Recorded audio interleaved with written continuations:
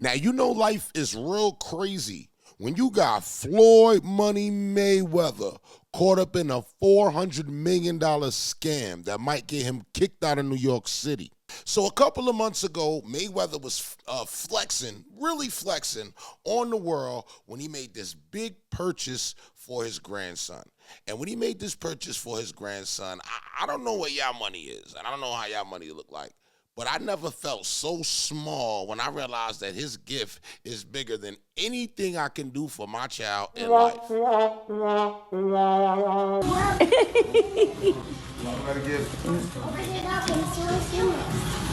guess what Papa bought? Guess what Papa bought you for? You bought me this? Yeah. Yo, here, I got you a gift. Guess what I bought you? Let me put it on you. Guess what I bought you? What?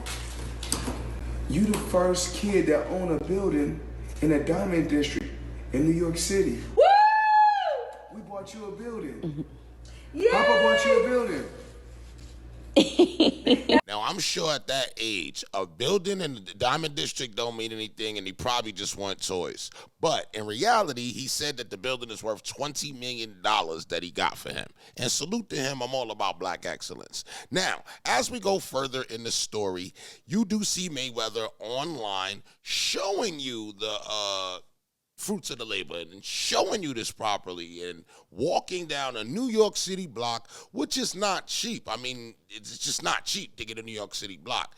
He says he has 62 apartments. People can barely pay the rent on one, and he got 62, and he said also there's a retail space under it, and he started to show people this property that he had purchased. Now realize, for $400 million, there ain't a man in the world that I'm a question on $400 million like Mayweather. Like, why would I do that? This man got the bag. You know what I mean? This is Money Mayweather. So he will walk through the city, walk on the block, and tell everybody, look at what I got. This is my gift. And I'm just like, wow. Yeah. And I'm pointing like this because all of us, we're in New York City right now. We're in Manhattan. That's what we do. Come on.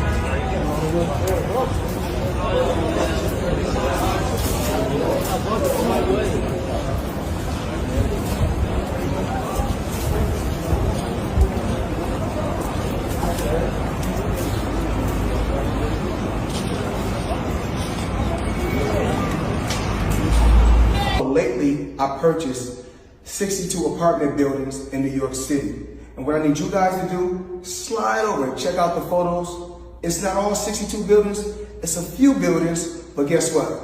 All the buildings belong to me. I don't have no partners. And all the retail. Now, I know y'all heard goddamn well how this man tried to switch up how many buildings it was. It went from 62 to a few. Either way, the key thing I want you to pay attention to and not lose is that he said, I have no partners. This is all mine. And that sounded great. Now, this seemed like some power moves. I'm not going to lie. His legacy, you know, this was going to be major. But what if I told you that there is no actual record of this purchase at all? So here's the breakdown. Mayweather made an Instagram post stating that he purchased a portfolio of 62 apartment buildings in Upper Manhattan, totaling $402 million. We already know that, and that he had no partners in the deal. But Business Insider reported that a month after Mayweather's announcement, the New York City property records showed no change in ownership of the buildings, which is unusual for a sale. Full explanation. While a full sale may not have occurred, sources close to the deal indicate that Mayweather purchased a minority stake in the portfolio with an option to buy the remaining properties outright, which could explain why the deal immediately did not appear in the property records. The Real Deal reported that Mayweather's team attributed to wording to miscommunication, stating that he meant he didn't raise, syndicate, or borrow the money. According to reports, there's no evidence that the properties have changed hands recently, which raises questions about the legitimacy of this claim. Experts believe that Mayweather may have bought a minority stake in properties rather than full ownership, as he had implied. So when that happens, now immediately when this comes up, people want to know what's going on. You know, and when you filthy stinker rich like Mayweather, you don't got to talk. You get what they call a representative. So, what they thought was a representative, which we still don't know if Mayweather sent to this minute, by the name of, James McNair. He defended the deal. He said, and he defended the deal and said that the deal was legit and that they want to go through with the deal.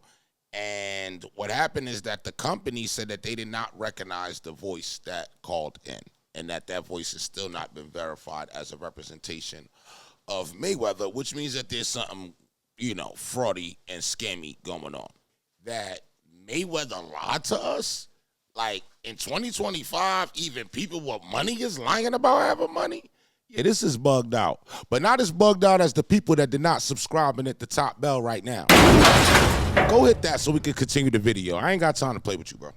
Now, I don't think that Mayweather is no corrupt type of dude. You know what I'm saying? He always been a stand-up dude, and I think that if he put it on his grandson, there has to be something connected to it. So I did a little bit more research. Now, doing my research, I wanted to figure out who is the people that he went into business with on this deal, because that'll make us know what is really going on. And that's when I figured out that there's somebody corrupt around Mayweather. Rechnitz, one of the prosecution's star witnesses in former correction union boss Norman Seabrook's bribery trial, claims to have bought influence in City Hall with donations to the mayor's campaign. Mayor de Blasio today again denied the claims. Mr. Mayor, are you saying that he's perjuring himself on the stand? Again, I'm not a lawyer. I'm simply saying he's a liar and he's a felon. I covered this very clearly. He said things aren't true about me. This is bye-bye, AB. Bye-bye, AB. Ho, ho, ho. Bye-bye, AB. You little hoe. We're going to go park in the Chief of Department's extra spot. Once again, Happy New Year. Welcome to January 2014. This is the new way of life. Please salute us, officer, if you still want your job. In the Chief of Department's extra spot. Once again, Happy New Year. Welcome to January 2014. This is the new way of life. Please salute us, officer, if you still want your job. Please salute us. Thank you. There it is. Now we're going to keep driving. Thank you. Bye-bye, AB. This could have been you, but you have a big... Now, when you got the senator and the mayor kicking your back in on TV, oh, you into heavy corruption. You into something deep. Just convicted of paying for perks, capping a 2-month corruption trial that had testimony sensational enough to tarnish reputations from top levels of City Hall to top brass at NYPD. Reichsberg for years palled around with fellow de Blasio donor Jona Rechnitz. Here on the right, in between them, is former NYPD Chief of Department Philip Banks. Reichsberg and Rechnitz gained special favors, including VIP parking at One Police Plaza. The men were caught on this video bragging about it. We're passing the frozen zone, about to get to the garage. Please salute us, officer, if you still want your job. Reichsberg is guilty on 4 of 5 counts relating to gifts to officers from him and Rechnitz, who wound up pleading guilty to wire fraud and cooperated with the feds. While defense attorneys called it all within the bounds of friendship, jurors agreed with prosecutors that in Reichsberg's case, it was out of bounds, with dinners, presents, and sordid activities, like a Las Vegas trip with a prostitute, who spoke to us confirming it and saying she's no longer in that life. The plane experience was so traumatic that I stopped doing it. Prosecutors argued gifts were rewarded with pistol permit approvals, including one for Reichsberg, despite allegedly incomplete paperwork, hard-to-get placards, ticket fixing, and more. Reichsberg requested City Hall reduce a $650,000 water bill, and it was to just over $125,000. But the city described it as a legitimate correction. I tuned it out, honestly, because it had nothing to do with me. At a Wednesday public event in Harlem, we asked Mayor de Blasio, who was not accused of wrongdoing, his reaction to the Reichsberg verdict. I really have no interest in talking about it anymore. You said before you didn't know them. Is that something you'd repeat now? I've said very clearly this is someone I came to know for a very limited period of time, did not know that well. Now, this case that they're talking about did happen in 2014, and since then, Mayweather and him combined into a business deal. Now, this joint venture will oversee a luxury rental portfolio valued at $3 billion, spanning the iconic properties like the Copper Towers in Murray Hill and the late Sheldon Solos portfolio, including 1 and 2 Sutton's Place, North and 685 First Avenue. Mayweather's newly formed Vada Properties will be based in Trump Tower, further cementing his presence in New York City's high-end real estate scene. Floyd Mayweather Jr. has a connection with Jona Rechnitz, a Jewish real estate developer who admitted to helping broker a bribe, and Rechnitz has been a close associate of Mayweather, even appearing in a tribute video where he mentioned Mayweather taking him to Israel for his 40th birthday. So Jona Rechnitz, we already know, is not a good guy. You know, he was involved with this whole case. It was bribery and corruption. It was the Norman Seabrook case. Rechnitz had bribed him and the head of corrections officers, benevolent association, the powerful NYC Jail Guards Union, had bribed them to try to get on their good side. The goal was to convince Seabrook to invest $20 million in union pension funds into a shady hedge fund ran by Rechnitz associates. Now, the fund ended up taking a big loss, a $19 million loss out of the $20 million investment, and Rechnitz admits in court that he helped orchestrate the bribe. Now, the outcome of this whole thing is that he pleaded guilty, cooperated with federal prosecutors in multiple cases, not just Seabrook's, so he got a lot of other people locked up too, and his cooperation helped convict Seabrook, who was sentenced to 4 years. Rechnitz agreed to pay a $1.2 million restitution, and that was how that ended.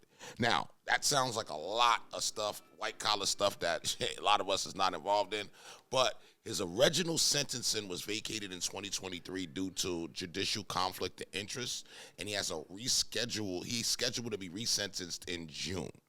Now, all of this came out of one person that is connected with Mayweather, and not connected with him in his legacy as a boxer, but connected with him in his new thing that he's trying to do as far as real estate.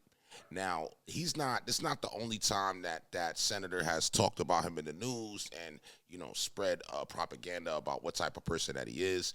And let's just say he has not left a good taste with the people in New York. The Norman Under Control email went to a de Blasio account.